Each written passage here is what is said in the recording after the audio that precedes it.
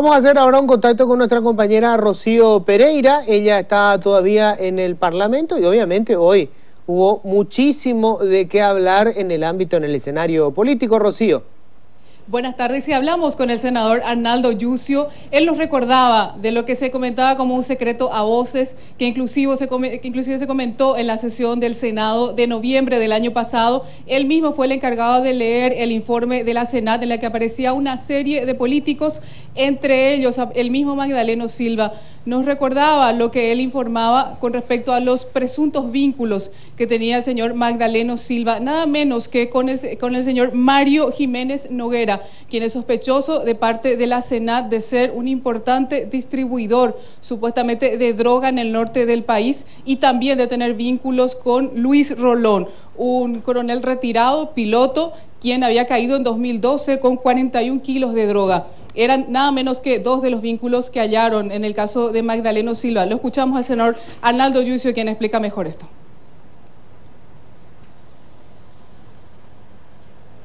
Pero sí se encontró un relacionamiento, vínculos telefónicos básicamente, entre proveedores de droga, entre proveedores de logística en las zonas de San Pedro y Concepción. Era Magdaleno Silva, ¿verdad? Si mal estoy recordando, creo que de las conversaciones hablaban de dinero, ¿verdad? ¿Qué es lo que se rescató de aquella presentación? Que si bien es cierto, estaban siendo investigados, o sea, había algunos teléfonos investigados por la Senat que eran los objetivos principales, ¿verdad?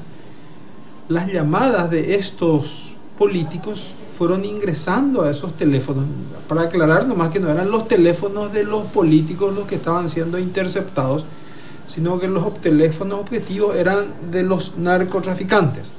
Entonces las llamadas de estos políticos ingresaban en los teléfonos de estos políticos y que, bueno, y ahí conversaban sobre varios temas y entre ellos hablaban de dinero.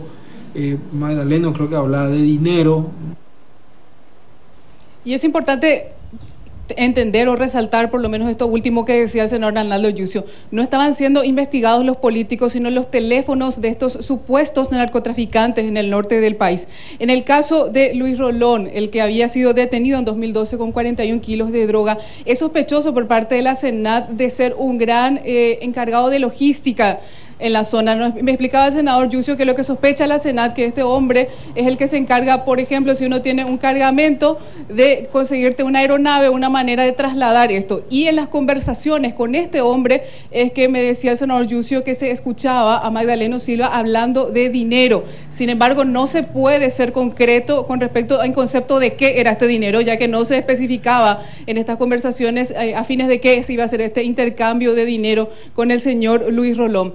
Y atiendan ahora la advertencia que hace el senador Arnaldo Yucio, porque él dice, atención, hay que ver lo que pasó con este cuádruple homicidio en el que muere este influyente político como lo fue Magdaleno Silva. Atención para la justicia y atención para la sociedad también. Lo escuchamos.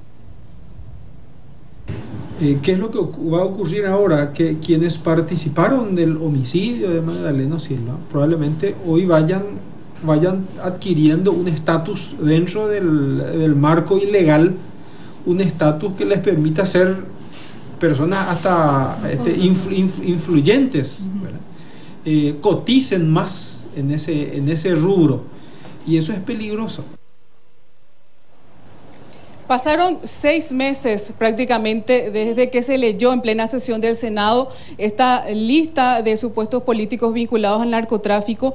El senador Yucio me decía que él está esperando un tiempo prudencial para pedir ya informes a la Fiscalía, ya que de momento por lo menos no tienen avances en torno a la investigación que afecta a los políticos. Sí dice que hubo avances con otras personas que aparecían también mencionadas en esa lista, pero que no son conocidos por una actividad política, compañeros. Rocío, justamente hoy Luis Rojas de la Senat recordaba que a partir de aquel informe se había presentado el proyecto de ley de desafectación de bienes de las personas vinculadas con el narcotráfico y decía que lamentablemente la ley hasta ahora está parada si no se podría investigar, por ejemplo, a este hombre Esquivel, que aparece como el supuesto autor moral del asesinato de Magdaleno Silva, que tenía 7 u 8 propiedades en Ubiyaú, y sin embargo no había posibilidad de preguntarle de dónde salían los fondos para comprar todas esas propiedades, y que otra sería la historia si ya existiera esta ley.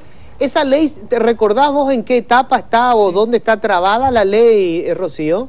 Esa ley actualmente está en estudio en el Senado, lo están estudiando en comisiones. Justamente el senador Arnaldo Yucio es parte de una de las comisiones que está analizando este proyecto de ley que se llama de extinción de dominio. Correcto. Él decía que esto es clave para tratar y para combatir al narcotráfico. ¿Por qué? Porque apunta justamente al patrimonio de los narcotraficantes, que es lo que hace en paralelo al que el narcotraficante sea detenido, ya sea en flagrancia, digo bien, con un cargamento de droga, se investiga también si es que él puede justificar el patrimonio que tiene, ya sea las estancias, avionetas, flota de vehículos, lo que sea. Y si no lo puede justificar, es analizar qué puede hacer el Estado, cómo administrar esos recursos, porque lo importante es quitarle ese patrimonio, decían él, a los narcotraficantes. En 15 días va a tratar en la comisión este proyecto de ley, y después es que se fija cuándo va a tratar en Cámara de Senadores, en plenaria, el proyecto de ley. Pero mientras tanto, en senadores es que se aguarda el tratamiento de este proyecto de ley.